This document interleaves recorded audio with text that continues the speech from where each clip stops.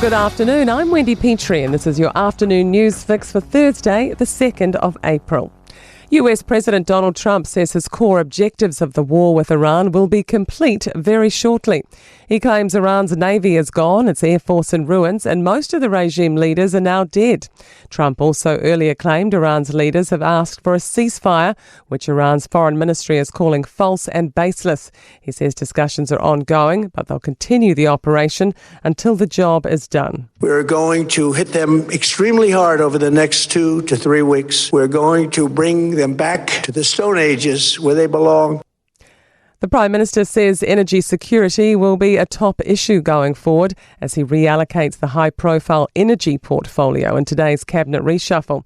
National Minister Simon Watts has lost his role as Energy Minister, with it going to Simeon Brown. As MP for North Shore, Watts picks up Brown's Minister for Auckland portfolio. Prime Minister Chris Luxon says Watts has done an excellent job on energy, but he wants to move the position up the cabinet list amid the fuel crisis. It's just acknowledging as an issue, I want to have a senior minister really associated with that. The Foreign Minister, Winston Peters, says the relationship with the Cook Islands has been mended after striking a deal in Rarotonga today. The Defence and Security Declaration restores $30 million in funding, eases diplomatic tensions, which frayed when the Cook Islands signed a strategic partnership with China last year. But Winston Peters says this isn't a divorce court. So I don't want to describe the relationship other than there's been a very, very positive environment around the whole island and at all tiers, and that's the critical part. One Roof's former chief has been named as the business executive convicted of paying a girl underage for sexual services. 60-year-old Greg Hornblow was sentenced to 10 months home detention earlier this month and fined $3,000. One Roof is owned by NZME, which also owns Newstalk ZB.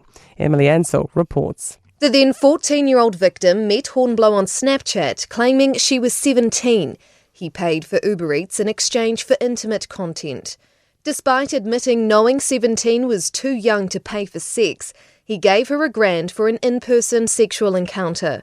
NZME says his employment was terminated as soon as it learnt of the charge. Months of tense pay negotiations with primary teachers have ended with a deal. Education Minister Erica Stanford says NZEI members have voted to renew the primary teachers' collective agreement.